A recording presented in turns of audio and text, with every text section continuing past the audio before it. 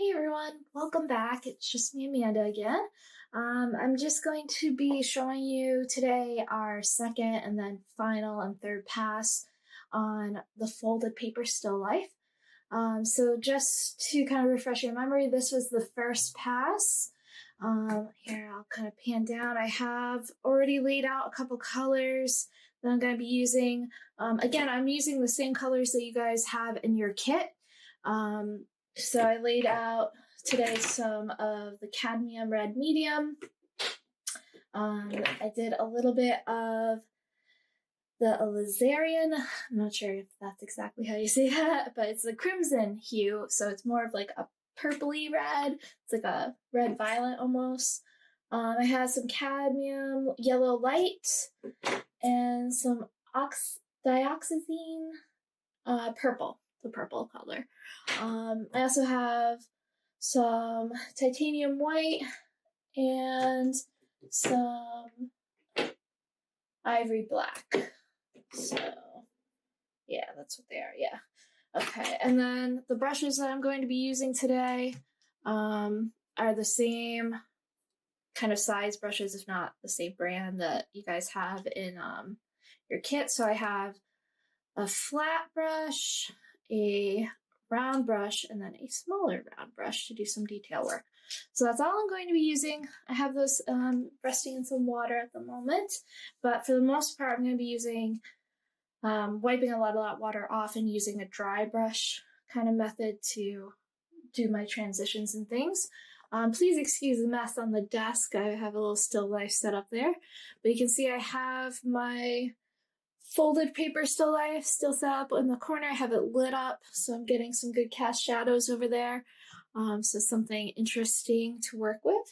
So for now, what I'm going to do is I'm going to go ahead and start. I'm going to pause the video and come back after I complete one section just to show you what I've done, just because I think that'll be a little easier rather than trying to film me do everything. But I'll kind of explain. Well, you know what? Actually, for the first part, I'll show you, and then what we'll do is we'll speed it up a little bit. So, have my trusty palette knife. I'm just going to be mixing up. I'm going to be working first on the ground plane here. So in my still life that I've set up, it's the red is really has like a lot of kind of violet color in it. I think just mixing with that green and yellow light that's bouncing everywhere, it's just creating a more violet hue. So that's why I brought out the crimson as well. So I'm here, I will pan down so you can see me mixing here. So I'm taking a little bit of red and taking a dash of purple here. And I'm just trying, based on what I'm seeing over there, just trying to match that hue. This is definitely, the value is a little bit darker than what I actually see in real life, but I just want to first kind of match the hue, and then we'll adjust the value with a little bit of white. And so in the second pass, really what you're going to be doing is adding in a lot of your shadows and highlights and really getting the basis for your, end result. And then the third pass is when you actually take away your still life and kind of just look at what you have painted and figure out ways that like you can adjust it to kind of make certain areas pop and just make an overall even composition. So here I'm just mixing it. It's starting to look close to what I want, maybe a little bit more crimson. Just making sure it's nice and mixed and there's no streaks. There, I think we're pretty good. There, it's a little bit more intense than what I'm seeing in my actual still life, so that's why I did bring like a little bit of green over here. So I am going to take just a little smidge of that, kind of dial down the intensity. So this is going to dull the color a little bit, which it's doing a great job of. That's actually closer to what I want here. And what I'm going to be doing is kind of working in this area first and putting in some of the darker areas, the shadows, grabbing a little bit of white here. Just because even though it's shadows, it's not super dark in what I'm seeing in my still life. So, all right. Ooh, actually, that is really, really nice. That is pretty darn close to what I got going on here. All right, so I am going to start with this shade. And, you know, this is something too, if you're mixing up colors and you find one that you really like, take notes about, like, all right, I added, you know, this much red, you know, this many parts red, this much, you know, one, maybe like 1 part crimson, and then, you know, adding in your white. And I mean, a lot of artists do that. They keep little notebooks with recipes, recipes for, you know, the colors that they mix. If you stumble upon something that you really, really love and you'd love to use again, then that's a great thing that you can do. So, all right, I'm probably going to fast forward this next part here. I'm just trying to dry off my brush a little bit. I don't want it too watered down. So I want it to actually be like pretty thick when I put the paint on versus like this kind of watered down look we have here. So I'm going to fast forward this. I'm just gonna start painting and we'll see what happens here.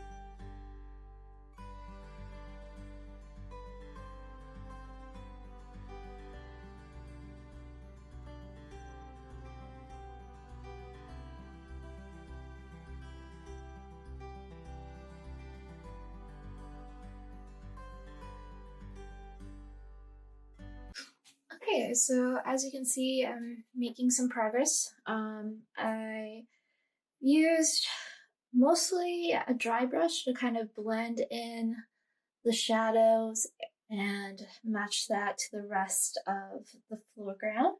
Now I'm gonna go back in and just to add some white to the color that I mixed up already, and that way I can add some of the areas where, you know, the light is hitting the ground there, and kind of make some interesting areas so there's a nice contrast between the shadows and the lighter areas. I'm going to use mostly a dry brush for this. I wet it every now and again, but I wipe off most of the water because I want to keep this, again, like a pretty thick paint. And yeah, I'll show you what that looks like. And again, I'll fast forward through it and show you that.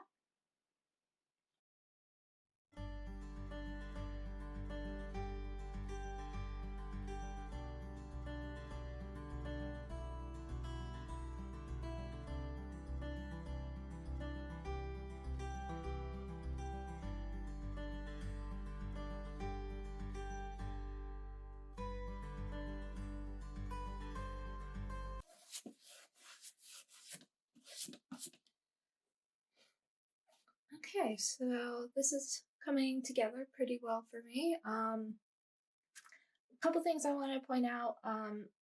that you guys probably noticed is that when you do add white to, your colors, it is going to be a lot more opaque. So it's going to cover a lot better than if you were just using like the straight tints of the colors, the straight hues.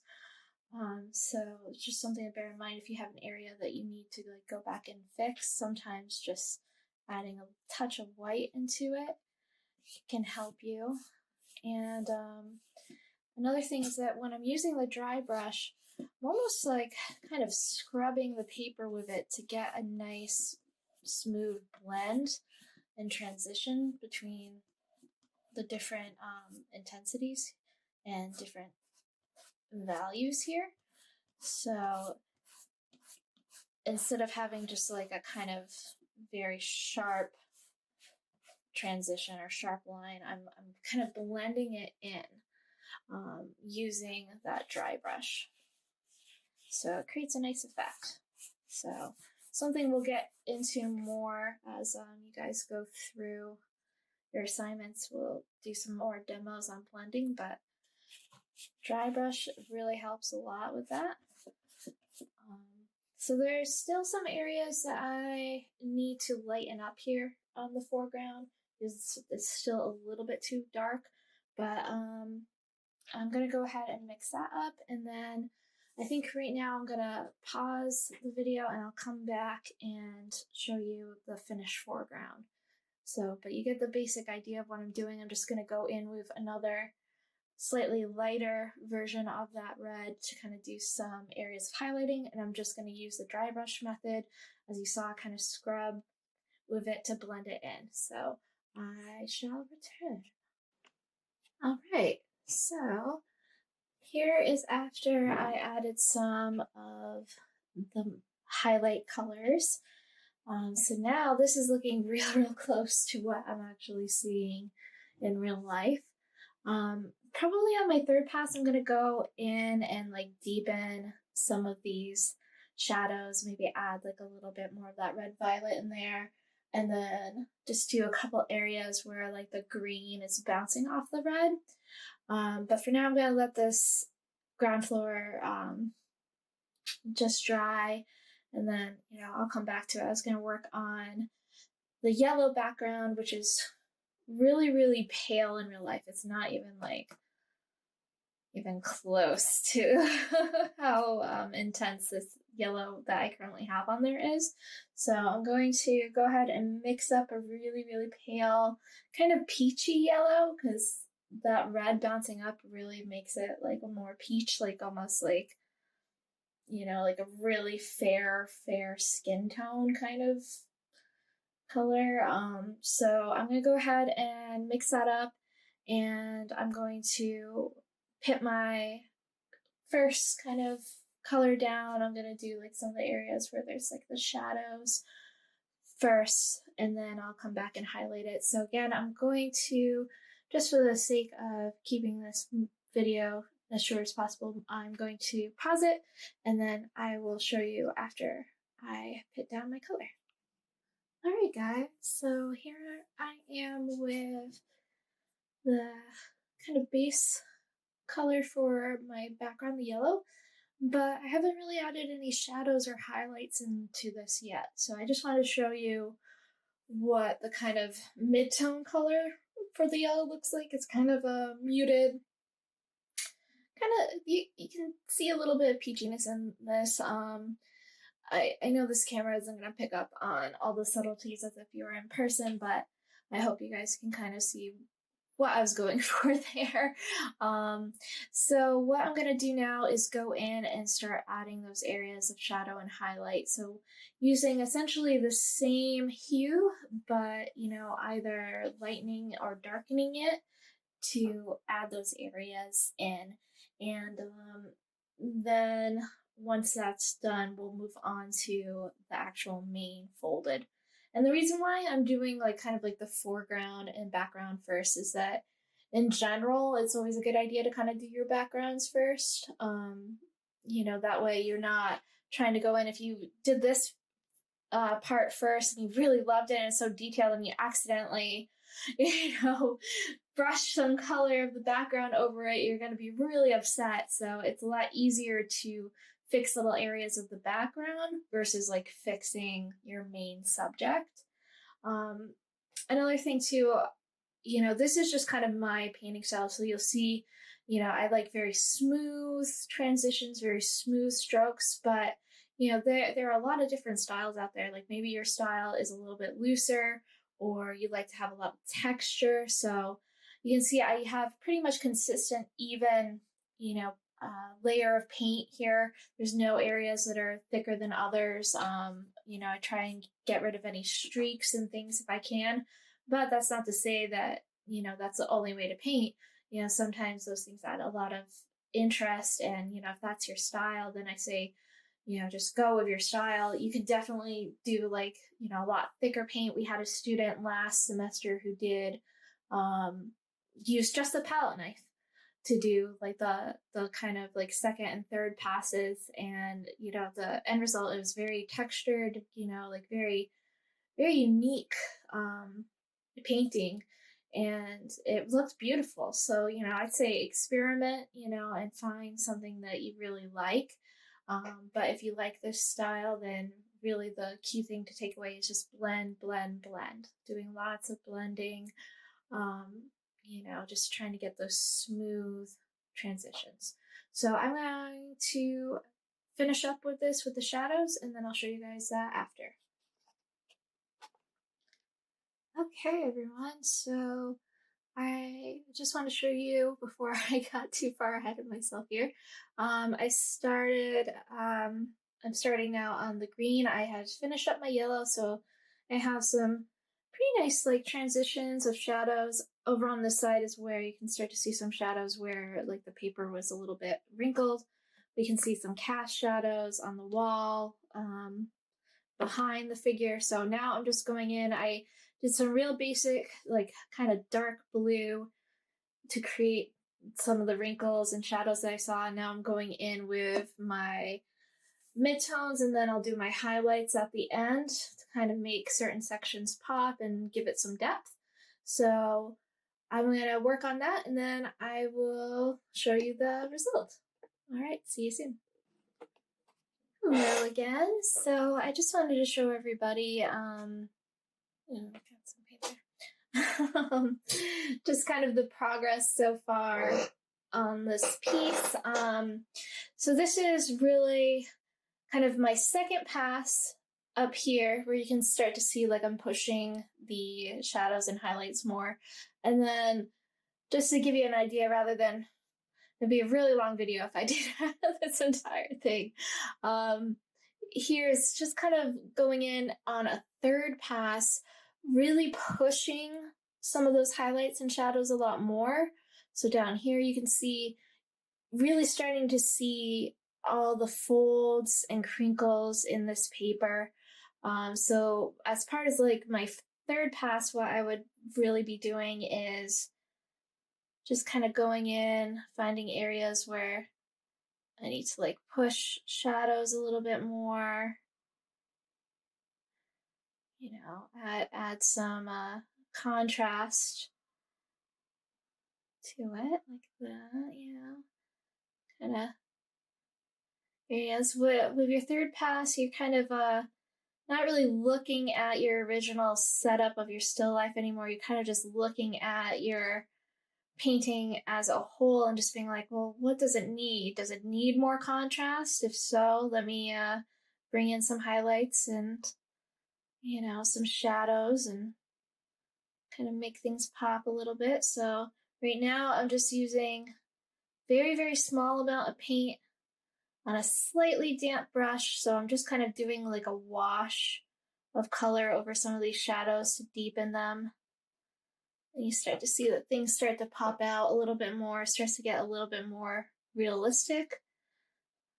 And you can add like some midtones too by just doing like a wash. And so that's what my third pass would be, would just be going in and doing a lot of that detail work. Also at that stage, at the end, I'd want to be adding in some simultaneous contrast. So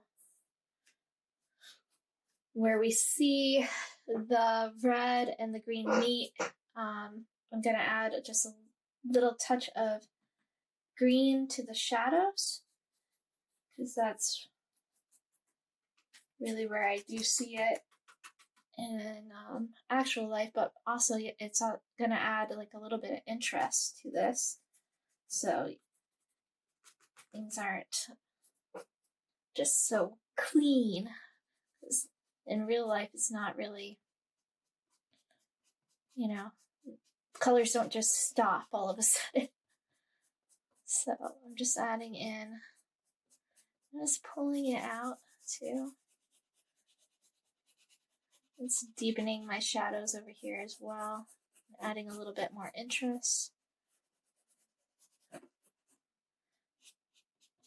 And again, trying to use a dry brush to kind of blend it. I might go in and just add a little texture, because the construction paper has that kind of tooth to it. It's got like a little bit of a graininess. Go in and just gently tap my brush to add a little bit of texture here.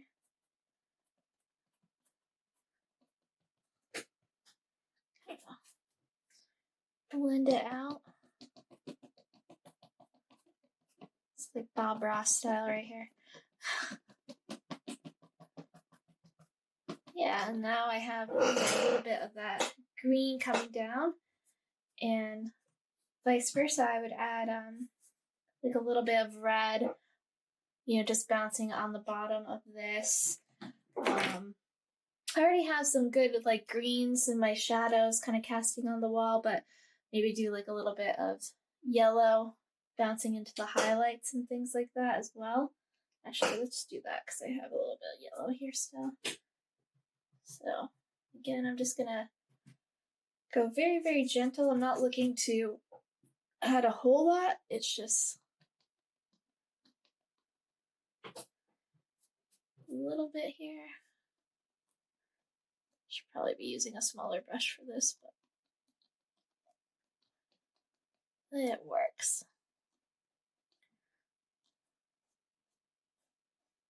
So adding like a little bit of yellow to the top there, a little yellow over here. Just kind of where it would naturally be hitting.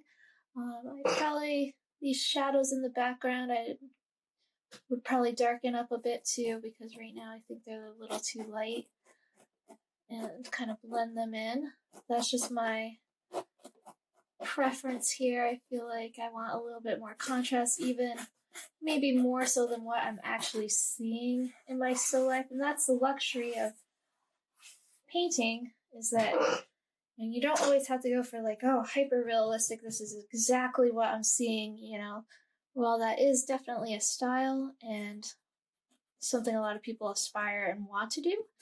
You also have control over your piece. You can add whatever elements and colors and things that you want to kind of make it the best piece that you can. And that's kind of like what we're looking for. Like, what does it really need? In this case, mine, I think it needs more contrast. So that's what I'll probably end up adding. But again, we'd be watching an hour-long video if I keep going. But I just wanted to give you guys a really good basis for, going forward in your next second and third pass. And if you have any questions about any of the techniques that I used here today, or if you want to have a one-on-one session where, if you're having trouble with a certain area, or if there's some colors that you're having trouble matching and things like that, then definitely, just send me an email and we'll get together. Yeah. I hope you guys are enjoying this. I hope you have fun. It's been a lot of fun working on this with you guys, and I will see you soon. Thanks. Bye.